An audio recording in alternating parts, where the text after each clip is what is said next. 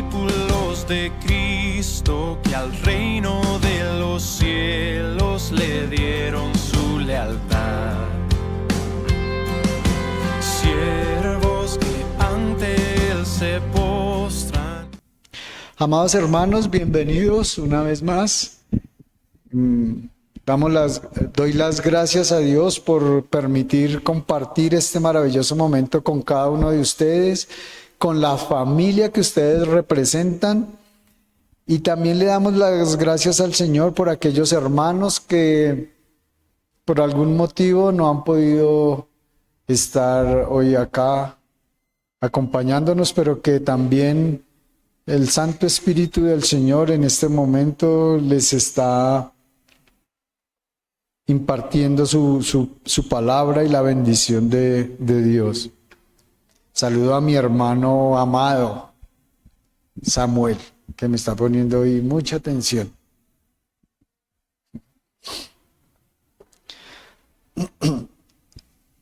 Venimos en la serie expositiva que se llama Jesucristo, Rey de Reyes y Señor de Señores.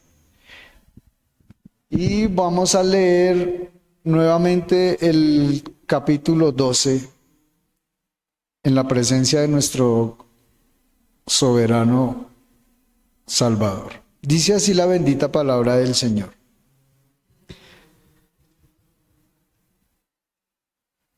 Apareció en el cielo una gran señal, una mujer vestida de sol con la luna debajo de sus pies y sobre su cabeza una corona de 12 estrellas. Y estando encinta clamaba con dolores de parto, en la angustia del alumbramiento. También apareció otra señal en el cielo.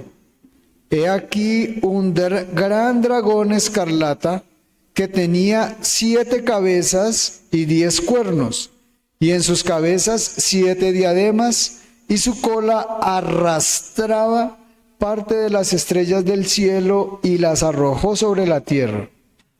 Y el dragón se paró enfrente de la mujer que estaba para dar a luz, a fin de devorar a su hijo tan pronto como naciese. Y ella dio a luz un hijo varón, que regirá con vara de hierro a todas las naciones. Y su hijo fue arrebatado para Dios y para su trono. Y la mujer huyó al desierto, donde tiene lugar preparado por Dios para que allí la sustente por 1260 días. Después hubo una gran batalla en el cielo. Miguel y sus ángeles luchaban contra el dragón, y luchaban el dragón y sus ángeles, pero no prevalecieron, ni se halló lugar para ellos en el cielo. Y fue lanzado fuera el gran dragón y la serpiente antigua que se llama Diablo y Satanás, el cual engaña al mundo entero. Fue arrojado a la tierra y sus ángeles fueron arrojados con él.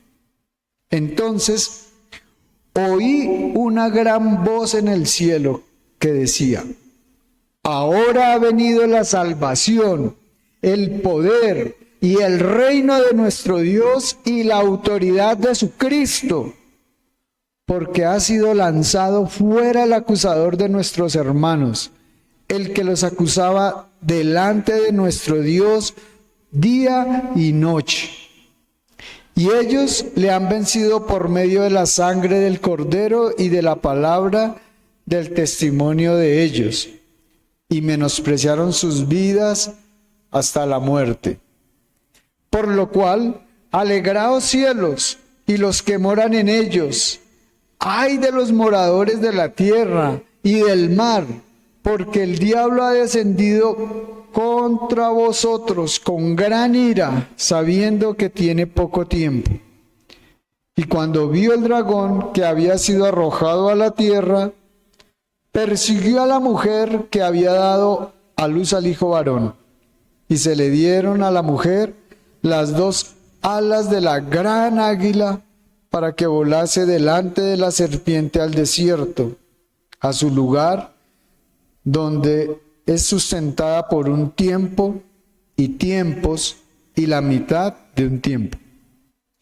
Y la serpiente arrojó de su boca tras la mujer agua como un río, para que fuese arrastrada por el río. Pero la tierra ayudó a la mujer, pues la tierra abrió su boca y tragó el río que el dragón había echado de su boca. Entonces el dragón se llenó de ira contra la mujer y se fue a hacer guerra contra el resto de la descendencia de ella, los que guardan los mandamientos de Dios y tienen el testimonio de Jesucristo. Amén. El libro de Apocalipsis fue escrito en una época de gran angustia, de gran desesperanza, de gran persecución. Y se convierte el libro del Apocalipsis para esa época y para nosotros hoy en un mensaje de extrema esperanza y de extrema confianza, en donde el libro del Apocalipsis nos deja ver en cada renglón, en cada capítulo del libro, nos deja ver la soberanía del Señor. No solo sobre su iglesia, no solo sobre su pueblo, sino sobre todo el mundo. Y no solo sobre todo el mundo, sino sobre todo el universo creado. El Señor, en su soberanía, permitió que el apóstol Juan, en su angustia, en su aflicción, en su desesperanza, pudiera ver completo el plan de redención. Él pudo haber dejado que pasara, él pudo haber dejado hasta el fin, pero en su soberanía, quiso mostrarle al apóstol Juan todo el plan. Y no solo se lo mostró, sino que también se lo explicó. Él mismo se lo explicó. Porque él le pudo haber mostrado, proyectado, pero como vemos, cada vez que estamos leyendo, muchas cosas él no entendía y el mismo Señor se las explicaba. Eso es soberanía. Y ese entendimiento de esa soberanía que el Señor nos permite hoy observar en este capítulo, o en este libro, en esta serie que estamos viendo, he querido llamar a esta predicación del día de hoy la soberanía del Señor. La soberanía del Señor.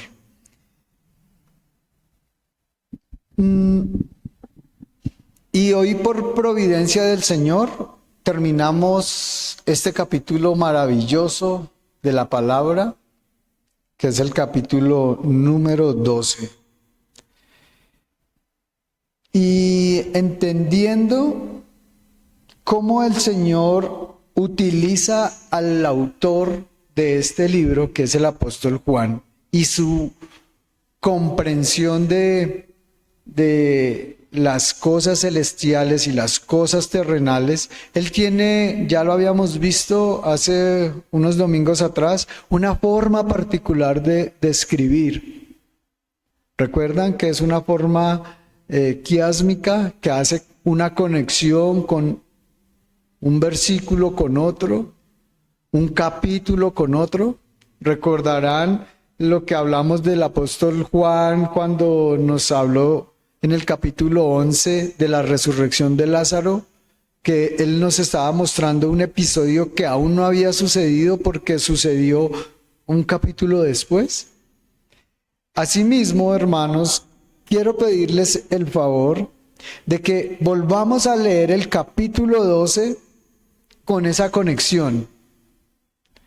Quiero pedirles el favor que leamos los versículos para tener en nuestra mente el desarrollo del capítulo 12, tal como sucedió. Y para que a la vez que vayamos meditando en esta mañana, en los versículos que nos hacen falta, podamos ir comprendiendo y tener el mensaje completo en nuestra mente. Y por eso vamos a leer los versículos conectados, uno detrás del otro, en la conexión con las que está desarrollado este capítulo. Vamos a leer el versículo 1 y pasamos de 1 al versículo 2 y seguimos con el versículo 5, seguimos con el versículo 6 y con el versículo 14. Yo les voy indicando. Amén. Es claro, ¿sí? Para poder entender cada escena de lo que hemos visto en el capítulo 12. Dice así la bendita palabra del Señor, y en su nombre vamos a leer para tener el completo entendimiento, la completa comprensión. Versículo 1. Apareció en el cielo una gran señal, una mujer vestida de sol, con la luna debajo de sus pies y sobre su cabeza una corona de 12 estrellas. Y en el versículo 2, estando encinta, clamaba con dolores de parto en la angustia del alumbramiento. Y seguimos directo con el 5. Y ella dio a luz un hijo varón, y regirá con vara de hierro a todas las naciones, y su hijo fue arrebatado para Dios y para su trono. En el versículo 6, y la mujer huyó al desierto, donde tiene lugar preparado por Dios, para que allí la sustenten por 1260 días. Versículo 14. Y se le dieron a la mujer las 2 alas de la gran águila, para que volase de delante de la serpiente al desierto, a su lugar donde es sustentada por un tiempo y tiempos y la mitad de un tiempo. ¿Vimos la secuencia? La secuencia es del personaje.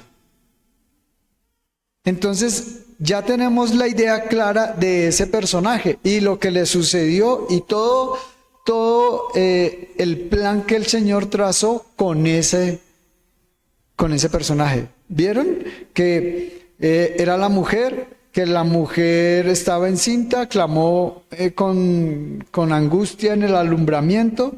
Ella dio a luz un hijo varón, el hijo varón fue arrebatado para el cielo, la mujer huyó al desierto y para ir al desierto le dieron las 2 alas de la gran águila. Ese es ese personaje. Ahora vamos a leer el versículo 3 y el versículo 4. Dice: también apareció otra señal en el cielo. He aquí un gran dragón escarlata que tenía 7 cabezas y 10 cuernos, y en sus cabezas 7 diademas. Y su cola arrastraba la tercera parte del cielo y las arrojó sobre la tierra. Y el dragón se paró frente a la mujer que estaba para dar a luz, a fin de devorar a su hijo tan pronto como naciese. Entonces ya tenemos la otra idea ya desarrollada, como el apóstol Juan nos quería mostrar. Ahora, vamos a otra escena, que es los versículos 7, 8, 9, 13, 15 y 16. Yo les voy enunciando. Amén. Versículo 7. Después hubo una gran batalla en el cielo.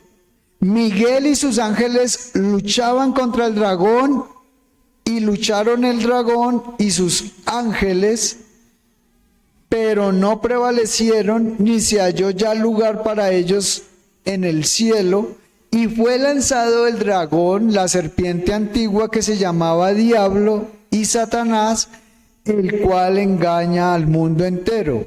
Fue arrojado a la tierra y sus ángeles fueron arrojados con él. Versículo 13. Y cuando vio el dragón que había sido arrojado a la tierra, persiguió a la mujer que había dado a luz al hijo varón. Versículo 15. Y la serpiente arrojó de su boca tras la mujer agua como un río, para que fuese arrastrada por el río.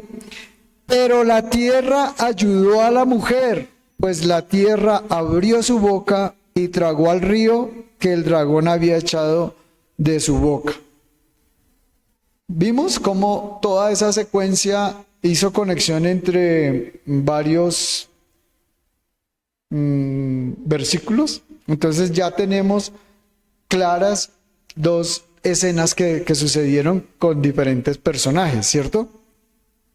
Ahora, vamos a leer el versículo 10, el 10, pasamos al 17, luego al 11 y luego al 12. Dice así la bendita palabra del Señor. Versículo 10. Entonces oí una gran voz en el cielo que decía: ahora ha venido la salvación, el poder y el reino de nuestro Dios y la autoridad de su Cristo, porque ha sido lanzado fuera el acusador de nuestros hermanos, el que los acusaba delante de nuestro Dios día y noche. Versículo 17. Entonces el dragón se llenó de ira contra la mujer y se fue a hacer guerra contra el resto de la descendencia de ella, los que guardan los mandamientos de Dios y tienen el testimonio de Jesucristo. Luego el versículo 11. Y ellos le han vencido por medio de la sangre del Cordero y de la palabra del testimonio de ellos, y menospreciaron sus vidas hasta la muerte. Versículo 12. Por lo cual, alegraos cielos y los que moráis en ellos, ay de los moradores de la tierra y del mar, porque el diablo ha descendido a vosotros con gran ira, sabiendo que tiene poco tiempo. Amén. Entonces ya tenemos en nuestra mente el desarrollo completo de todo el suceso que pasó en el capítulo 12. Y eso fue lo que el apóstol Juan pudo observar. Solo que al escribirlo, no es que ni se haya equivocado cuando tradujeron la Biblia, sino que ese es el estilo del apóstol Juan. Vemos una escena, vemos el futuro y después empieza a desarrollar cómo se va a llegar a ese futuro. La predicación de hoy la vamos a desarrollar en dos puntos. El primer punto se llama la soberanía de Dios sobre la gente del mal. Vimos que fueron tres escenas y en cada escena había un personaje. Entonces, el primer punto va a estar el agente del mal. La soberanía de Dios sobre la gente del mal. Lo vamos a meditar en el versículo 13 y en el versículo 15. Y el segundo punto se llama la soberanía de Dios sobre sus escogidos. La soberanía de Dios sobre sus escogidos, y lo vamos a meditar en los versículos 14, 16 y 17. Amén. Voy a pedirles otro favor. Y es que Cada vez que estemos leyendo la palabra, cada vez que estemos explicando la palabra, que estemos meditando, y no solo ahorita, sino en sus devocionales, en sus estudios bíblicos, en sus discipulados, voy a pedirles el favor que estemos observando dos verdades eternas, sublimes, que el Señor nos deja ver en su palabra. Son dos doctrinas de la fe, y es la elección y la preservación de los santos. La elección y la preservación de los santos. No vamos a dejar de vista, no vamos a dejar perder ese enfoque, no solo hoy, sino cada vez que podamos leer la palabra, cada vez que tengamos la oportunidad. Entonces, dice el punto número 1, la soberanía de Dios sobre la gente del mar. Versículo 13. Cuando vio el dragón que había sido arrojado a la tierra, persiguió a la mujer que había dado a luz al hijo varón. Aquí podemos ver la soberanía de Dios, que envió a Satanás a la tierra. Eso no, la soberanía de Dios la podemos ver que estaban los ángeles luchando con Miguel y sus ángeles, los ángeles de Satanás, y el Señor en su soberanía le permitió a Satanás ir a la tierra. Y no es que le haya permitido, Él lo mandó a la tierra, porque Él es el soberano sobre todo agente del mal. Él es soberano. Nosotros podemos ver esta afirmación en el libro de Génesis, que en el capítulo 15, más exactamente, Abraham está hablando con el Señor se le aparece a Abraham y el Señor le dice que salga y mire las estrellas, mire el firmamento. Si puede contar las estrellas, así será su descendencia. Pero la palabra nos enseña que él ya era de edad avanzada y que Sara era estéril. Pero él le creyó. Si Dios lo dijo, así va a ser. Él le creyó. Y dice la Biblia que esto fue contado por justicia. Por eso está escrito que el justo por la fe vivirá. Él no lo veía, pero como lo dijo el Señor, le creyó. El justo por la fe vivirá. Si Dios lo habla, así va a ser. Dios le prometió a Abraham que le iba a dar un hijo y que de él iba a ser mucha descendencia.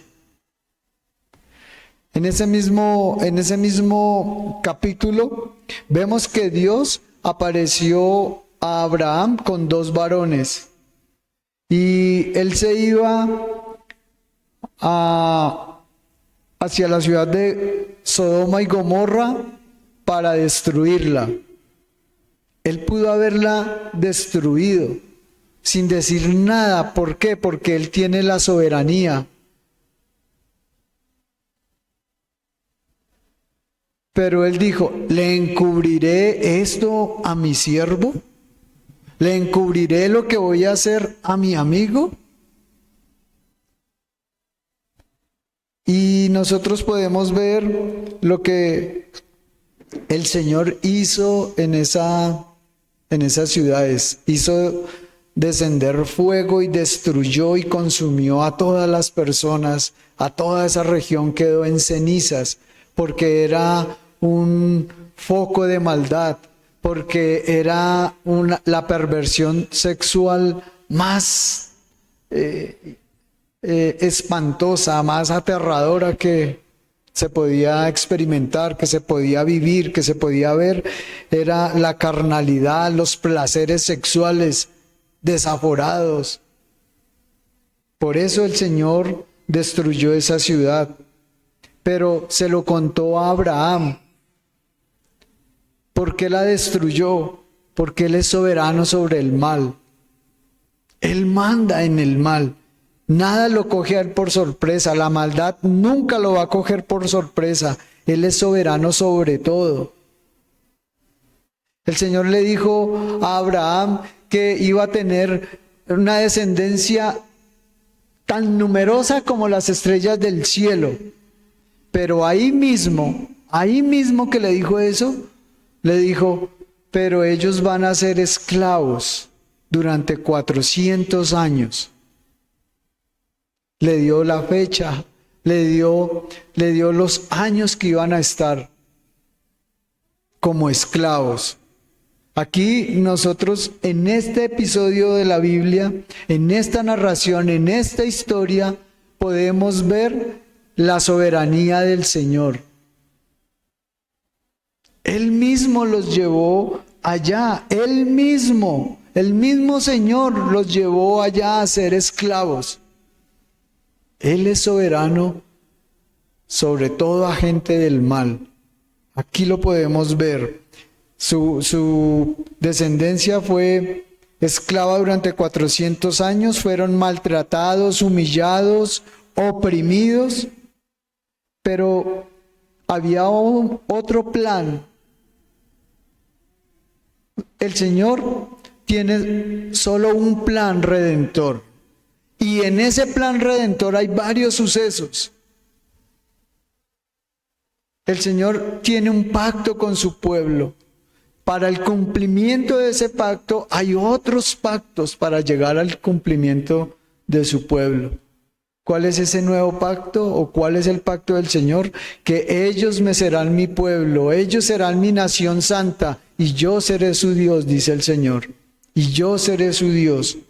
Para ese plan necesitaba Él crear el plan de redención para que esa nación fuera santa.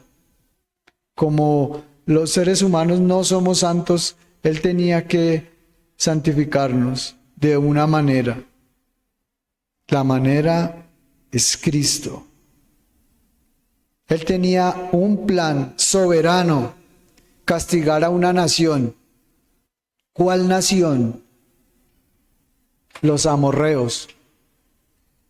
Esa nación, dice el Señor, Él los pudo haber destruido a los 50 años de esclavitud. Es más, Él los pudo haber destruido apenas ellos empezaron con su idolatría.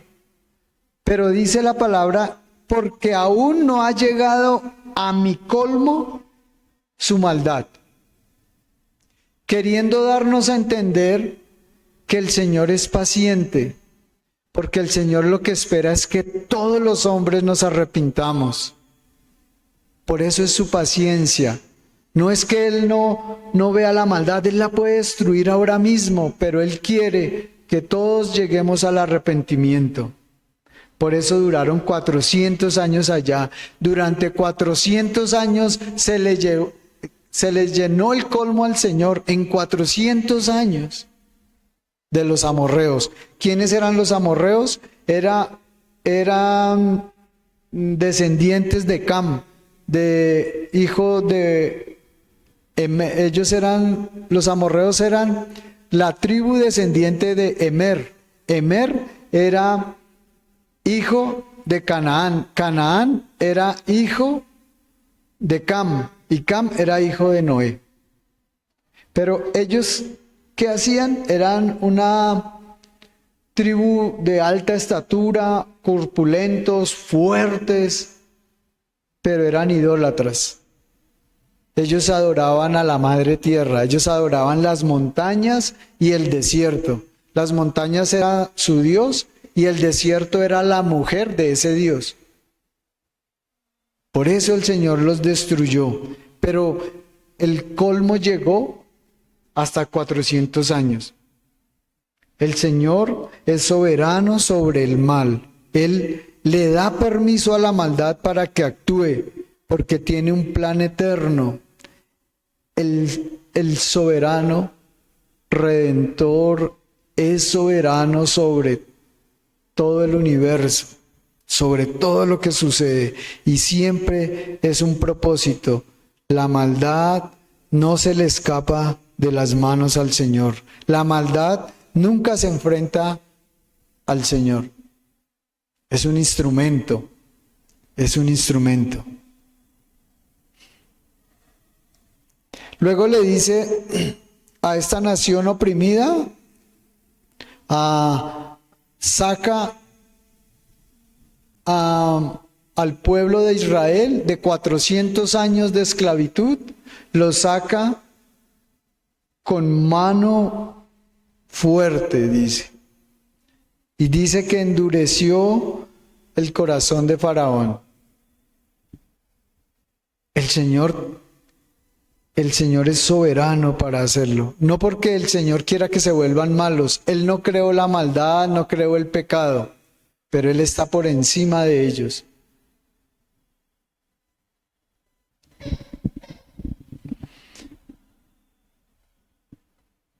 Cuando el Señor por su soberanía decide crear todo el universo,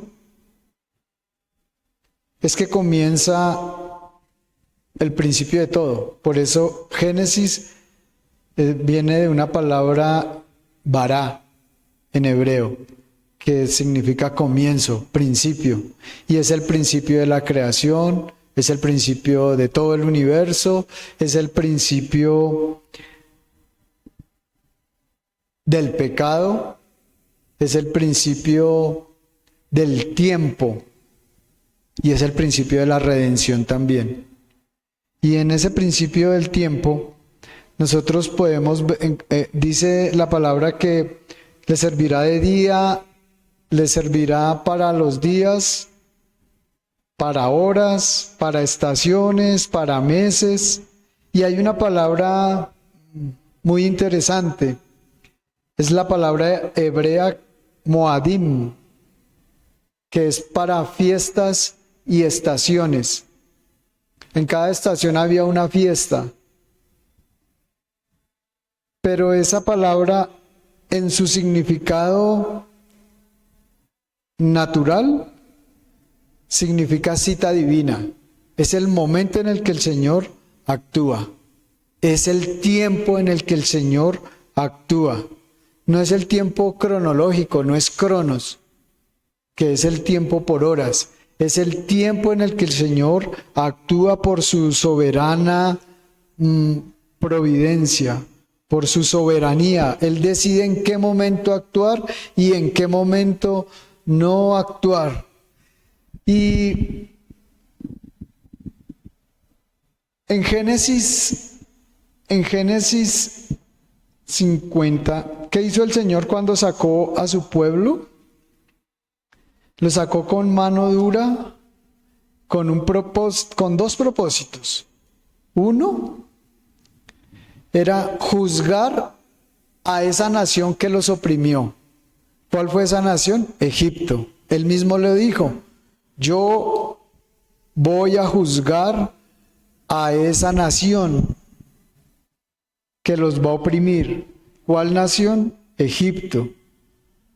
¿Por qué? Porque ellos también eran un pueblo idólatra al extremo. Y usó la maldad de ellos para juzgarlos. Y usó la maldad de ellos para que oprimieran al pueblo de Dios y eso sirviera del mismo juicio.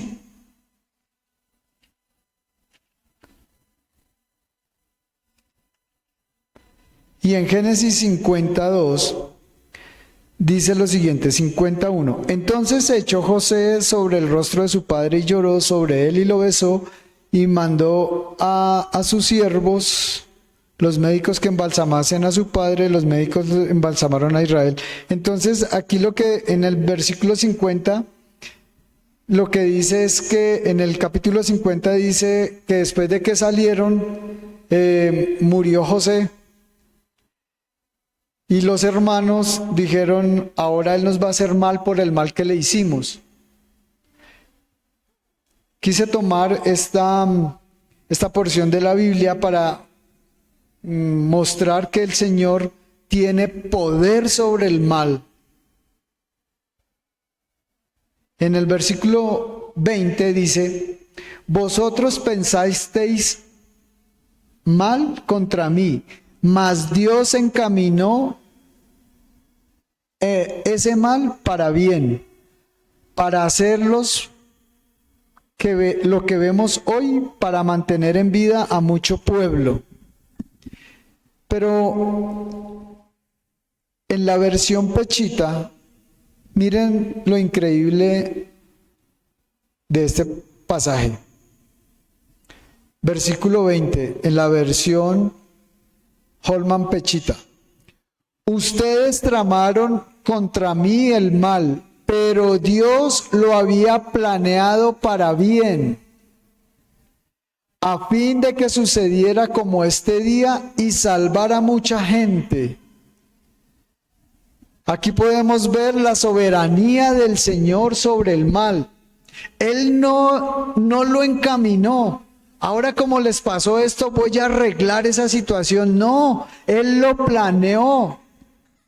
Él planeó eso con un propósito: juzgar al pueblo opresor y a los amorreos. ¿Cuándo juzgó a los amorreos? Cuando el pueblo este mismo pueblo que fue oprimido salió, duró 40 años en el desierto, y el Señor, a través de Josué, destruyó a los amorreos. Durante todo ese tiempo estuvo levantando a alguien para que los destruyera, y ahí fue cuando destruyó, hizo ese juicio sobre los amorreos. El Señor siempre tiene un propósito, siempre tiene un plan. La maldad no se enfrenta al Señor. El Señor es soberano sobre la maldad.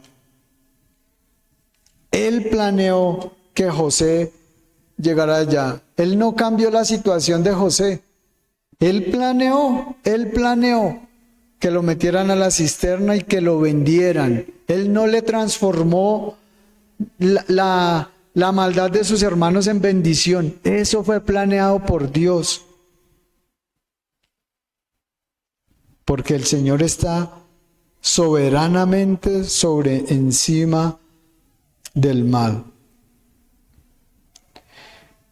De esa manera juzgó también a la nación de Egipto, a los amorreos, pero también hay un episodio de la Biblia que el Señor nos muestra en el libro de Job. ¿Recuerdan en el capítulo 1? En el capítulo 1, Satanás le pide a Dios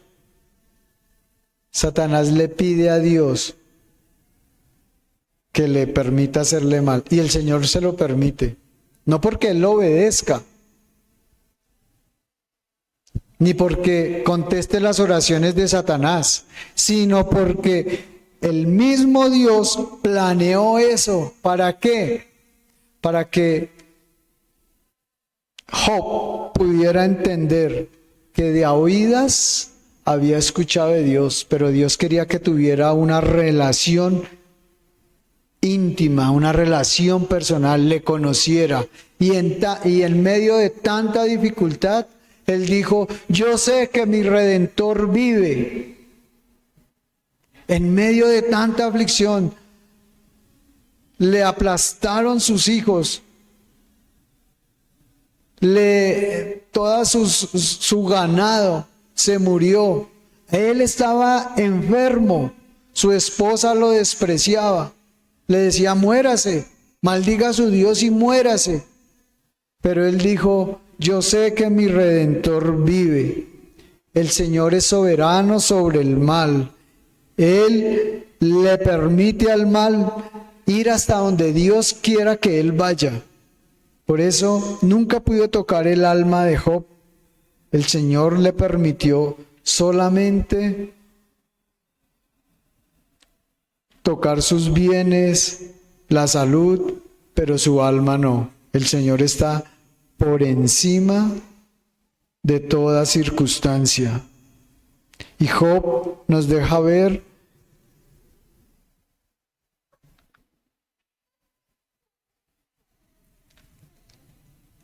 esa soberanía del Señor. Yo sé que mi Redentor vive en medio de una aflicción. Dios le permite ir a Satanás a la tierra. Dios permite que persiga a la mujer. La mujer ya vimos que es la nación que da al Mesías. Y la nación es todos los que somos de fe, porque solamente los de fe esperan al Mesías. Solamente los que son de la fe esperan al Mesías. Nuevamente, la elección y la preservación de los santos. Y en el versículo 15 dice: y la serpiente arrojó de su boca tras la mujer agua como un río, para que fuese arrastrada por el río. El agua en este versículo tipifica gente, mucha gente. Lo podemos comprobar en el capítulo 17, versículo 15. Dice así: me dijo también, las aguas que has visto donde la ramera se sienta son pueblos, muchedumbre de naciones y lenguas. ¿Quiénes son estas muchedumbre de naciones y lenguas?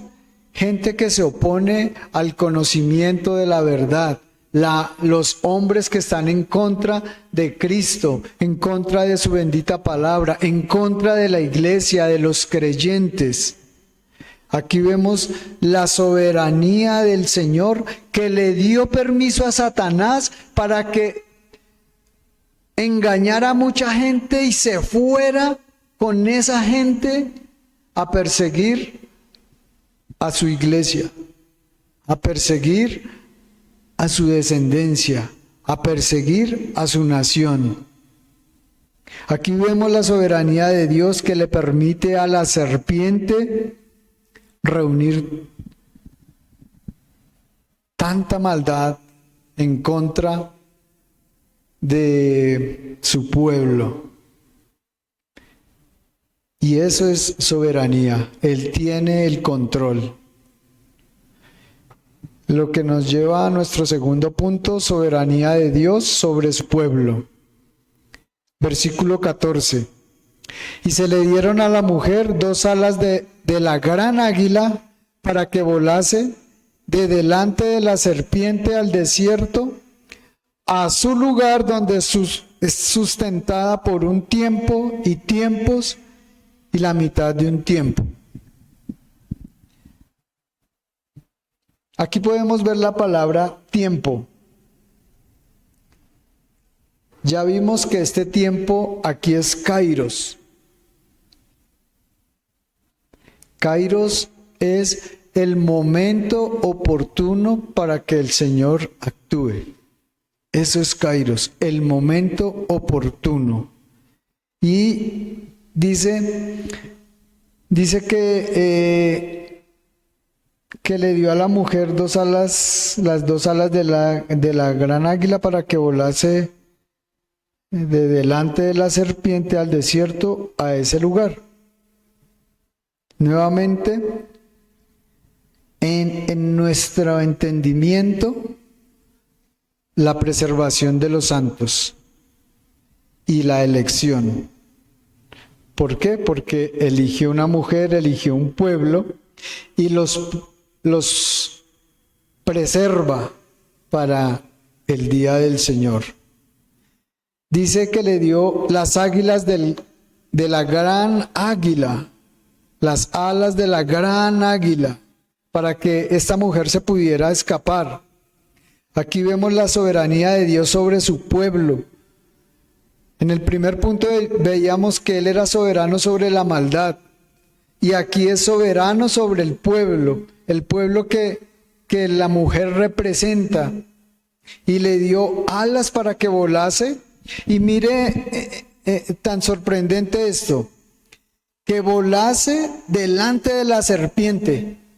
O sea, está por encima.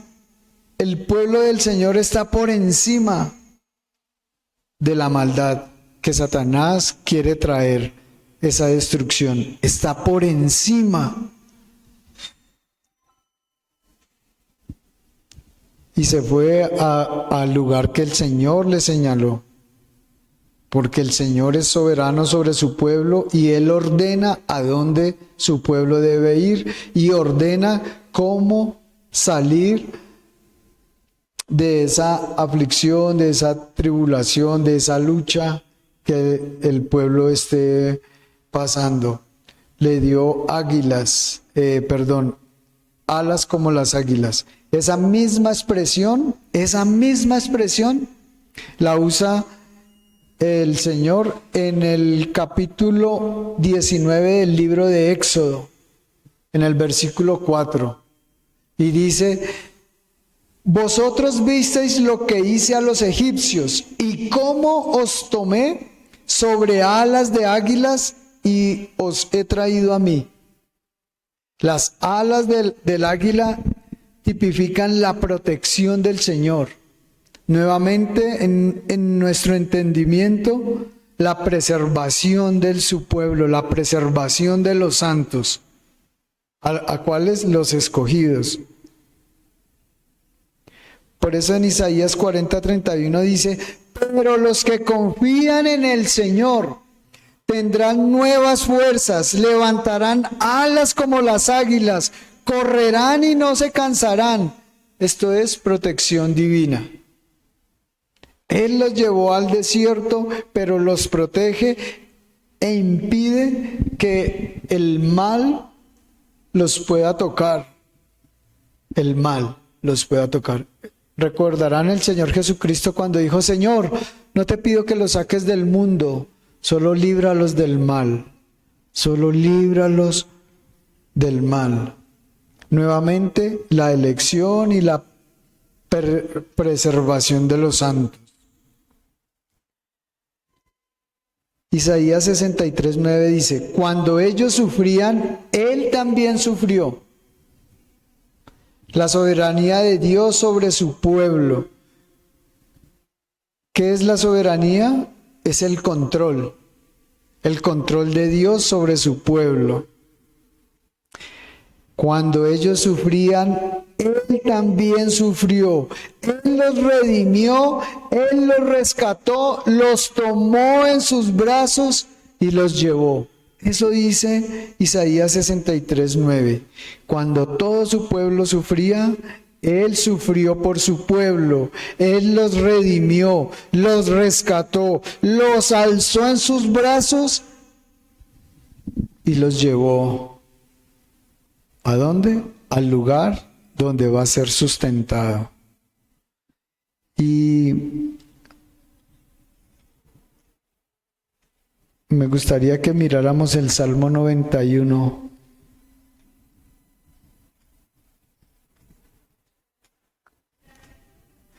Salmo 91. El que habita al abrigo del Altísimo morará bajo la sombra del Omnipotente. Diré yo a Jehová, esperanza mía, castillo mío, mi Dios en quien confiará. Él te librará del lazo del cazador, de la peste destructora. Con sus plumas te cubrirá.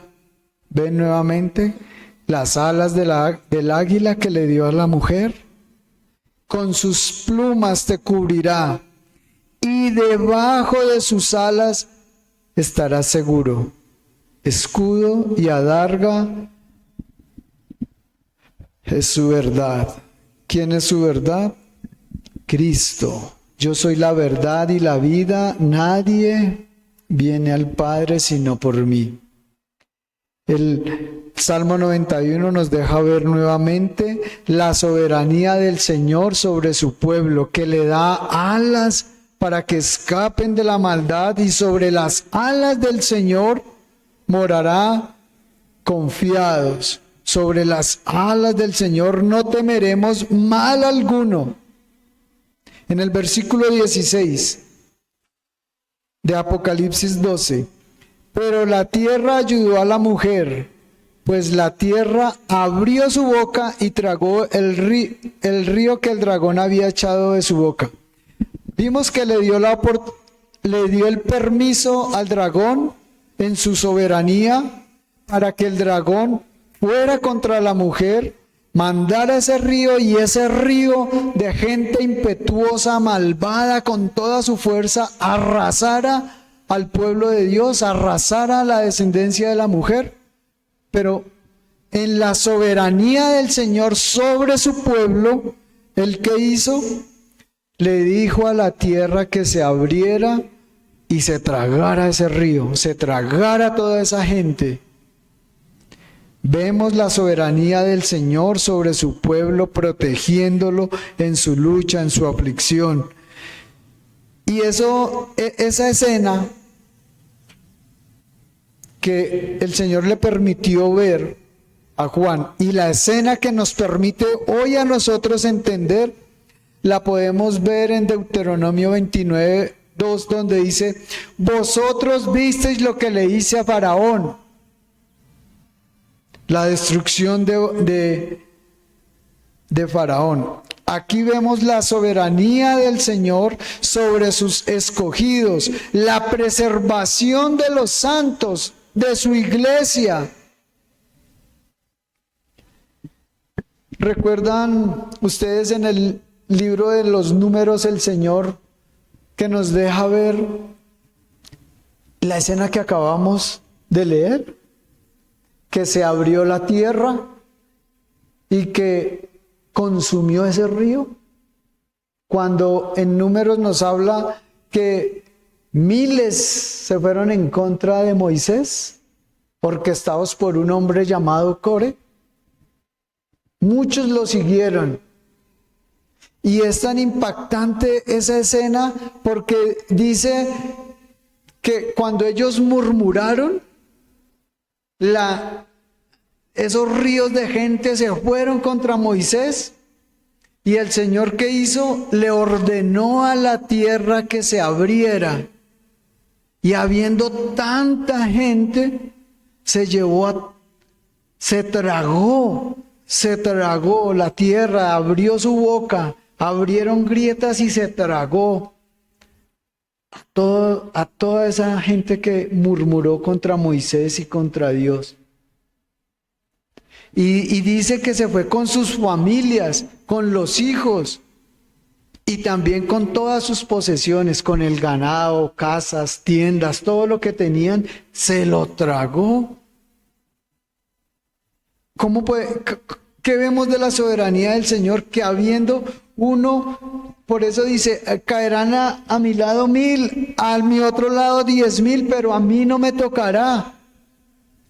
Hubo personas que no estaban en contra de Moisés, sus santos, sus escogidos, pero a esos no se los tragó.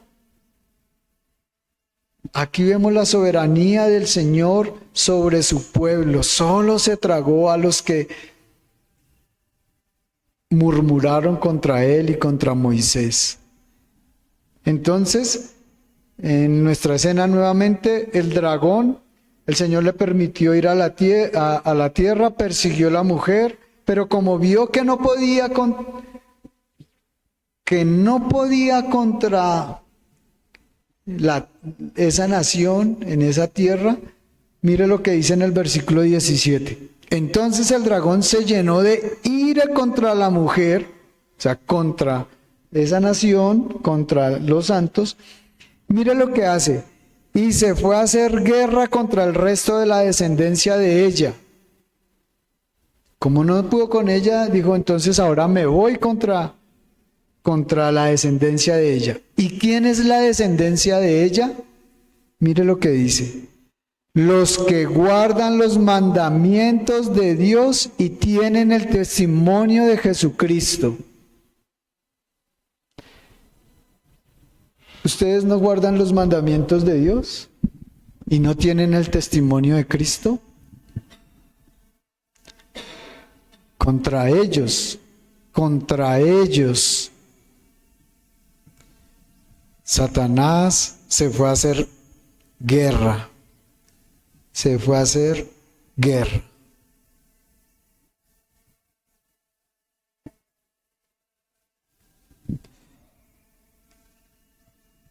Pero recuerden la preservación de los santos.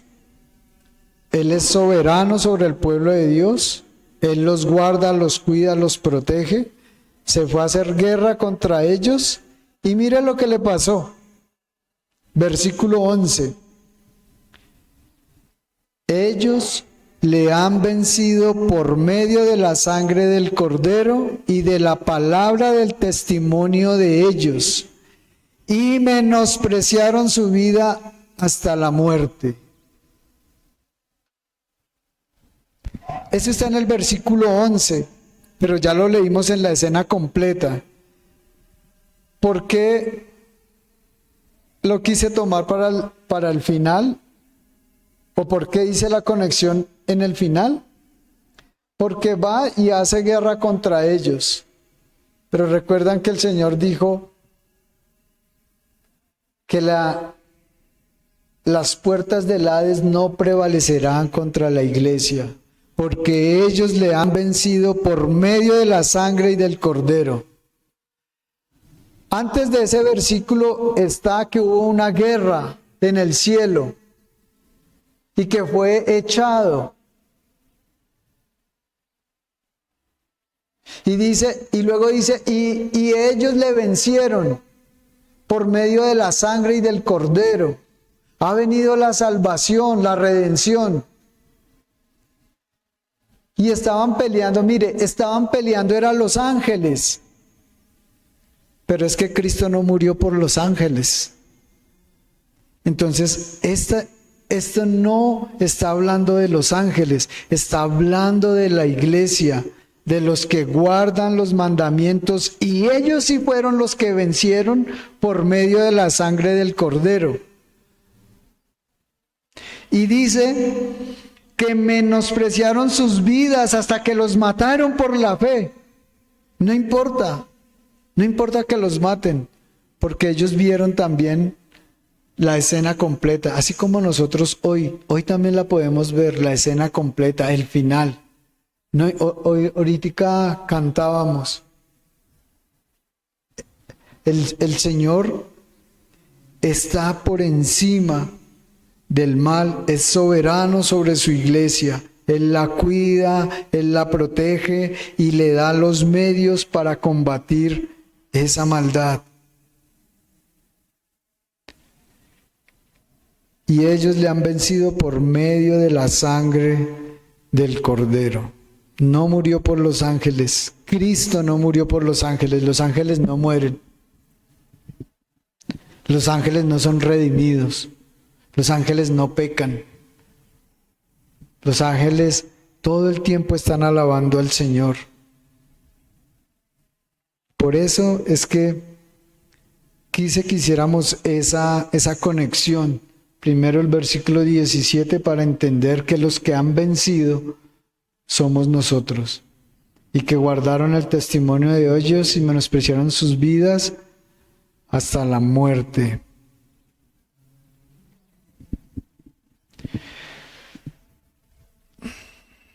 Esa palabra la vemos en varias oportunidades y en la Biblia lo vemos constantemente, testimonio. Y acá es importantísimo para nosotros entender esa palabra testimonio. Esa palabra testimonio viene de una raíz hebrea, edad. Se pronuncia edad, con H, TH al final. Significa guardar la palabra. Entonces aquí, y ellos le han vencido por guardar la palabra. Ellos le han vencido por guardar la palabra. Y de esa raíz, de esa palabra edad, hay una raíz griega, marturia. De ahí sale una palabra griega que es marturia. Marturia en español significa mártir. Por eso dice, y ellos le han vencido y menospreciaron sus vidas hasta la muerte. Por eso son testigos, porque ellos dan su vida por el Señor. La palabra mártir, de marturia, testigo, dar la vida, testigo. La palabra mártir es presenciar algo o un suceso. La palabra testigo, marturia, edad, guardar la palabra, significa que es un testigo tan fiel, pero tan fiel, que para que la otra persona crea, va a dar la vida. ¿Han escuchado de pronto esa palabra en el mundo por ahí? Que dicen, por Chuchito lindo, por Dios. Dice, por la vida de mi madre, por la vida de mis hijos, para hacerle entender a la otra persona que lo que dice es verdad. Y acá, marturia, edad, significa, es un testigo tan fiel que podrían dar la vida para demostrar esa verdad. ¿Cuál verdad? Que Cristo es el Señor, que Cristo es el Rey de Reyes y Señor de Señores, que Cristo murió en la cruz del Calvario, que resucitó. Esa verdad, esa verdad. En un libro de la iglesia primitiva, un libro que nos narra la iglesia primitiva, cómo comenzó. Nos habla, el historiador dice que en esa época los soldados romanos algunos soldados escogían soldados romanos, los más corpulentos, los más diestros, los más ágiles, y les daban una daga pequeña, se llama sica, muy afilada. De ahí viene la palabra sicario, por esa sica. Y ellos los mandaban a un lugar donde hubieran cristianos, donde hubieran reuniones cristianas. Y al salir, tomaban al que quisieran, les ponían la daga en el cuello y les decían, niegue a ese Jesucristo, nieguen a esa persona que ustedes están adorando. Y ellos decían, no negaremos a nuestro Señor. Y les enterraban la daga. De ahí viene la palabra sicario, porque eran asesinos silenciosos, los mataban y se iban, los dejaban ahí tirados. De ahí viene la palabra sicario. Ellos daban su vida, eran testigos fieles, no les importaba su vida, así los mataran, no les importaba la persecución, a ellos los mataban. Podemos ver la soberanía de Dios. Todos vamos a morir, no sabemos cuándo, todos vamos a morir. Pero el Señor sabe quiénes van a resucitar con Él. Esa es la soberanía de Dios sobre su pueblo. Job dijo, yo sé que mi Redentor vive. Tal vez mi invitación en esta noche es, en esta reunión es, podemos decir, mi Redentor vive. ¿Puedo entregar la vida por Cristo?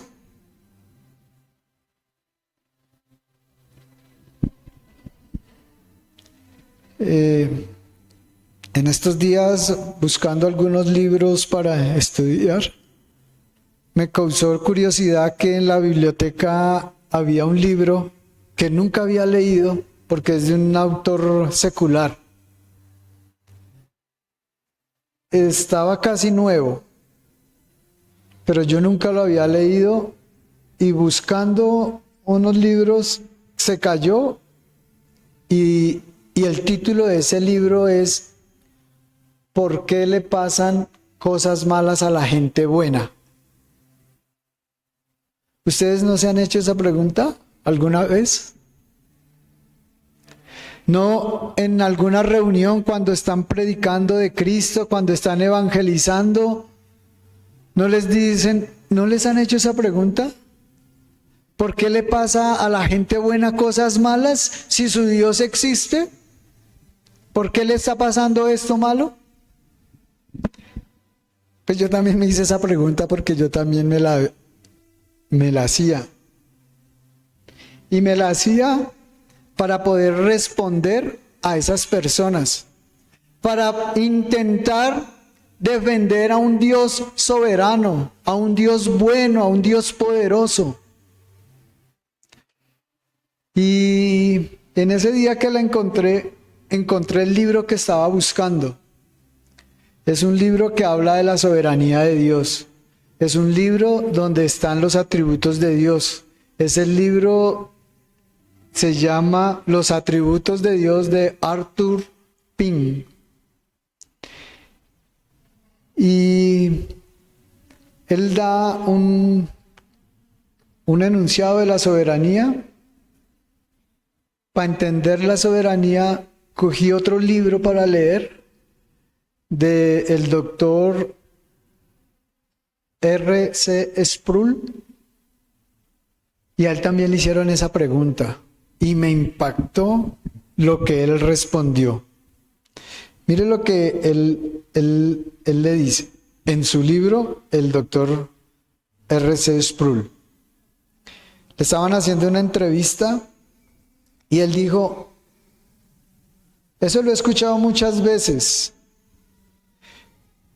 pero eso sucedió solo una vez en la vida y nunca más va a volver a suceder. ¿Qué? Que le pasen cosas malas a la gente buena. Solo le sucedió a una sola persona. Eso fue hace 2000 años. Porque solamente hay uno bueno, solo le sucedió a Cristo. Y al entrevistador le dijo, y eso fue por su culpa. A él le sucedieron cosas malas por su culpa. Le sucedieron cosas malas por mi culpa. Le sucedió cosas malas por la iglesia, por su amada, por su esposa. Y explicaba que no hay ni uno bueno sobre la tierra. Entonces las cosas malas le suceden es a la gente mala, como nosotros que nos creemos buenos, pero somos igual de malos que cualquiera, solo que la gracia del Señor está sobre nosotros y ha permitido que podamos entender nuestra maldad. Solo le sucedió a una persona.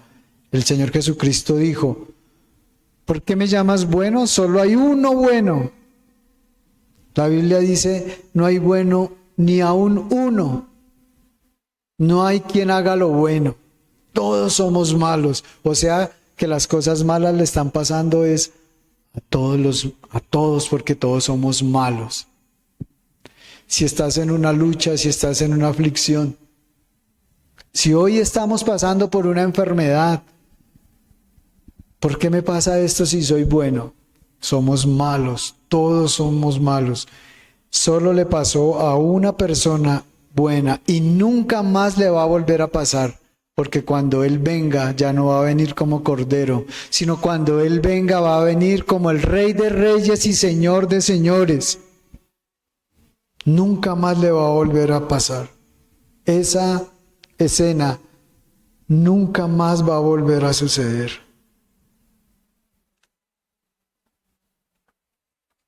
En el libro de Arthur Pink hay un escrito de Charles Spurgeon hablando de la soberanía de Dios. Y quiero leérselos para que también pensemos en esto cuando estemos en alguna tribulación. Así dijo Charles Spurgeon en un libro que él escribió, que de ahí lo sacó el teólogo Arthur Pym. Dice: no hay atributo más reconfortante para sus hijos que el de la soberanía de Dios. O sea, para su iglesia, no hay un atributo más grande que la soberanía de Dios. Bajo las circunstancias más adversas que estén pasando, las pruebas más severas que estén pasando, el pueblo de Dios cree en la soberanía de Dios. Cree que Él ha ordenado sus aflicciones. Cree que la soberanía de Dios anula las aflicciones. Y cree que la soberanía de Dios santificará a todos sus hijos en medio de esa aflicción que estén pasando. Porque la soberanía de Dios está por encima de cualquier lucha, de cualquier aflicción. Y en un párrafo diferente dice: no hay nada porque los hijos de Dios tengan que luchar, porque la soberanía de Dios lo ha ordenado. No tenemos que luchar ni contra la escasez, ni contra el hambre, ni contra la maldad, ni contra los gobiernos que hoy se están levantando. No tendremos que luchar contra nada, porque el Señor, que es soberano, lo ha ordenado.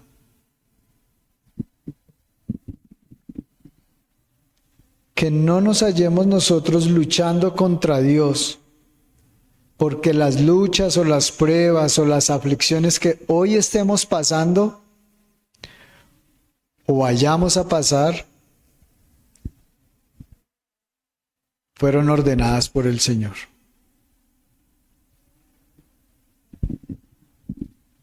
Vamos a orar y darle gracias al Dios por este tiempo, al Dios Todopoderoso.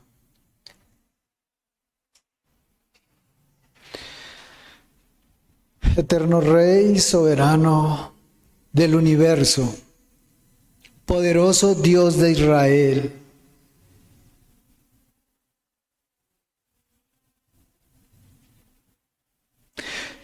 las luchas, las aflicciones, Señor, las persecuciones, Dios de Israel, en la historia de la humanidad, Señor, no se salen de control. Tú orquestaste todo, Señor. Tú enviaste a José a una cisterna a ser vendido, a la cárcel, con un propósito. Tú ordenaste, Señor, las tempestades. Tú ordenas al viento, a la dirección. Tú ordenas a los rayos en dónde caer. Y si hay destrucción allí, tú lo ordenas, Señor. Tú no creas el mal ni el pecado. Eso es soberanía, Señor. Y que hoy podamos entender, Señor, lo que es soberano. Y al soberano Dios es para nosotros un privilegio, Señor.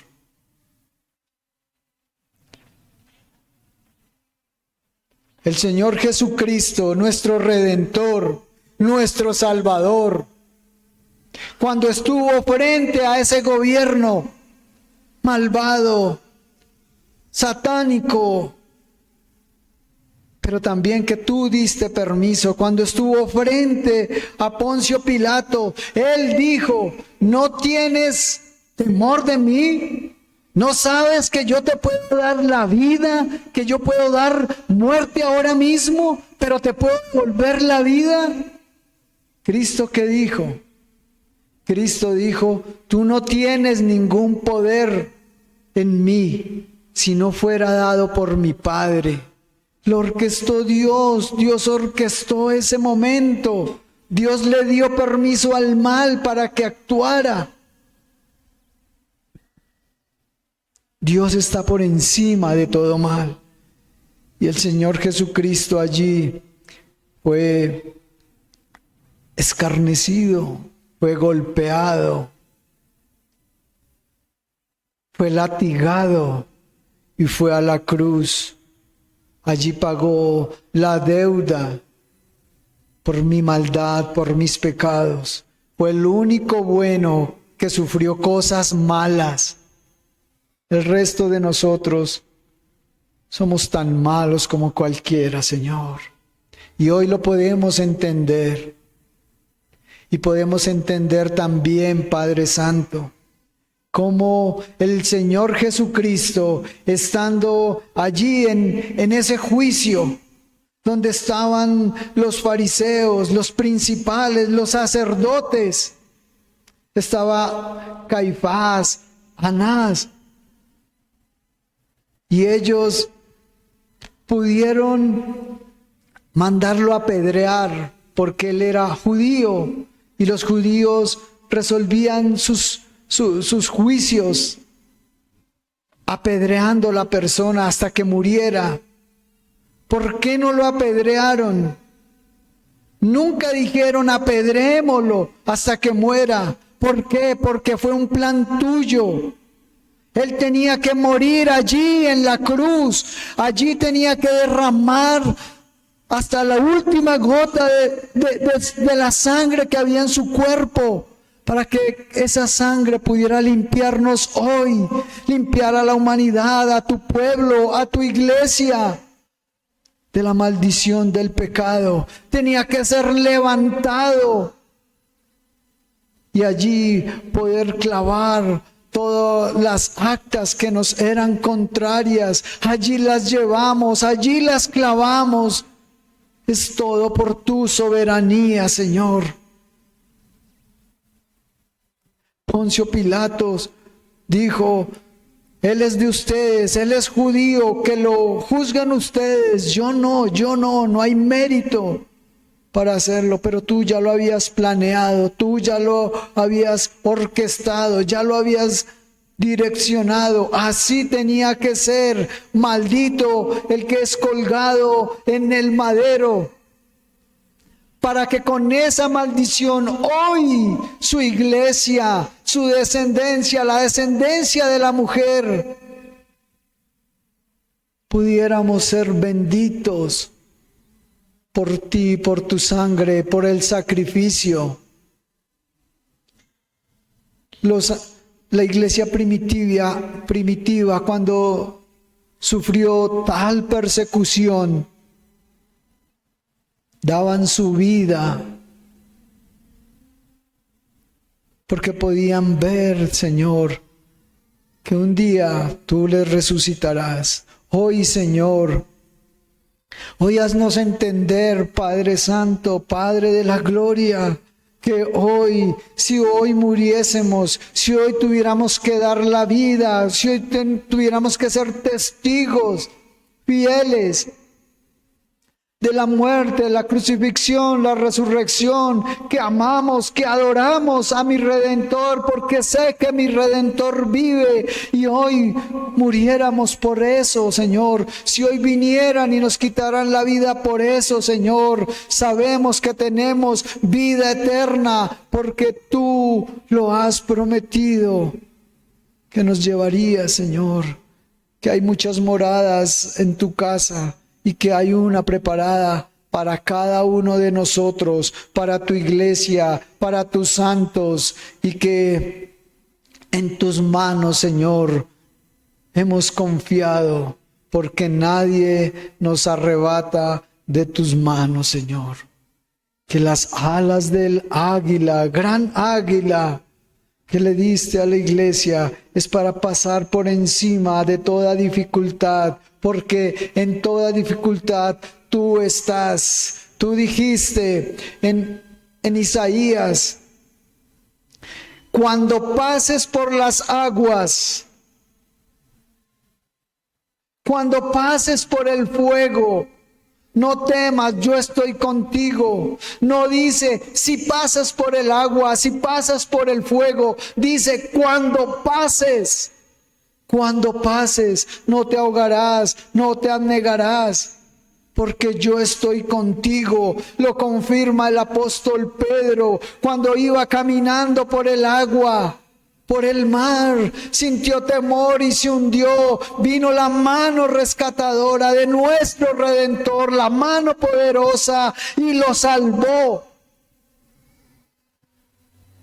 Si estamos hoy pasando por una lucha, si hoy estás en una tempestad, si hoy estás en una turbulencia en tu vida, económicamente, espiritualmente, sentimentalmente, si estás aquejado por una enfermedad, mira a tu Redentor, mira a tu Señor. Él es tu pronta ayuda, Él es tu ayudador, Él es tu consolador. No os dejaré solos.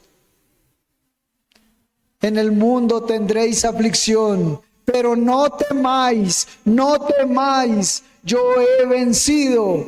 Y hoy, Señor, nos aferramos a esa palabra y te damos gracias, Dios de Israel, porque nos haces confiar en ti. Y hoy, como Job, podemos decir, yo sé que mi Redentor vive. Yo sé que mi Redentor vive. Gracias, amado Rey, por este maravilloso tiempo y por tu palabra, Señor. Gracias por tu iglesia, que la trajiste a este lugar, Señor, para que tengamos el pronto socorro tuyo, para que tengamos la comprensión de tu palabra y podamos entender el plan tuyo, que tú estás por encima del bien, por encima del mal, que tú eres soberano, Señor, en la maldad, soberano en tu iglesia, soberano en el universo entero. Te damos la gloria, la honra y la alabanza, porque solo tú eres digno, mi Señor, mi Rey y mi Dios. Gracias, Señor, en el bendito y poderoso nombre de nuestro amado Redentor, Jesús de Nazaret. Amén.